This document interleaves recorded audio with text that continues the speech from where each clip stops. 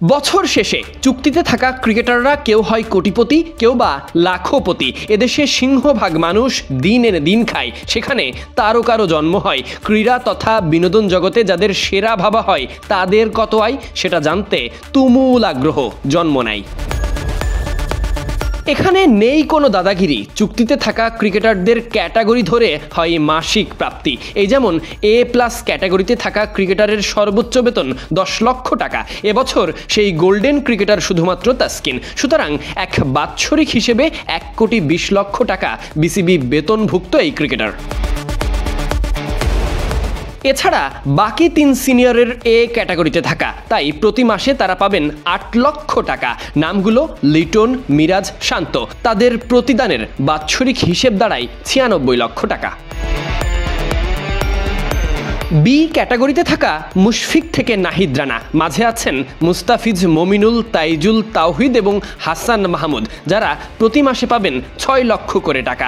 বাৎসরিক বেতন দাঁড়ায় প্রতিজনের 72 লক্ষ টাকা।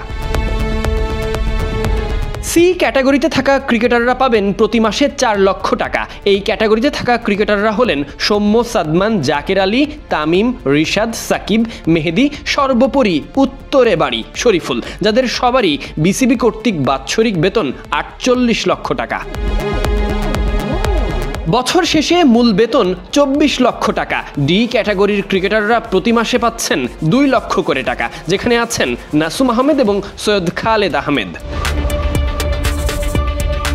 এ তো গেল বিসিবি থেকে প্রাপ্ত মাস আর বছরের হিসেব। সবথেকে গুরুত্বপূর্ণ ম্যাচ ফি।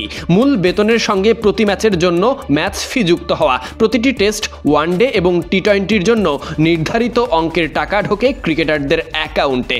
বছরে যতগুলো ম্যাচ খেলে সেই অনুযায়ী যারা মাঠে নামে। এছাড়া FTPর বাইরে দ্বিপাক্ষিক সিরিজেও একই ধারা অব্যাহত থাকে।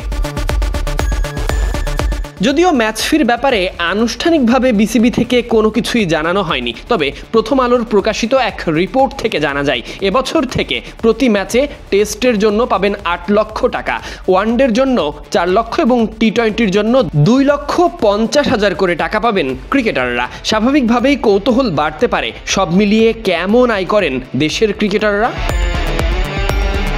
A ক্যাটাগরিতে থাকা তাসকিনকে দিয়েই হিসেব সহজ করা যাক। এবছর তাসকিন যদি সুস্থ থাকেন আর যদি সবগুলো ম্যাচ খেলেন, তবে 6টি টেস্ট, 12টি ওয়ানডে এবং 18টি T20 ম্যাচ খেলার সুযোগ পাবেন। আবারও যদি তিনি সব ম্যাচগুলো খেলেন, তাহলে এবছর টেস্ট থেকে তিনি ম্যাচ ফি পাবেন 48 লক্ষ টাকা, ওয়ানডে থেকে 48 লক্ষ এবং T20 থেকে 45 লক্ষ টাকা। তার মানে বিসিবি কর্তৃক বেতনের বাইরে ম্যাচ খেলার জন্য তাসকিনের আয় হবে মোট 1,41,00,000 টাকা। শুধু জাতীয় দলে খেলেই এই বাৎসরিক আয় তাসকিনের সম্ভাব্য 2,61,00,000 টাকা, যেখানে মূল বেতন 1,20,00,000 এবং ম্যাচ ফি 1,41,00,000। ভুলে গেলে চলবে না, এর বাইরে ক্রিকেটাররা খেলেন দ্বিপাক্ষিক সিরিজ।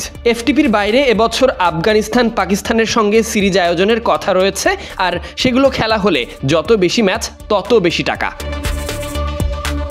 এ তো গেল শুধু জাতীয় দলের হিসেব, বাকি আছে ঘরোয়া ক্রিকেট। যদিও এবছর দেশের অর্থনৈতিক অবস্থার কারণে কম পারিশ্রমিকেই ক্রিকেটাররা যোগ দিয়েছেন NCL-এর মতো গুরুত্বপূর্ণ টুর্নামেন্টে।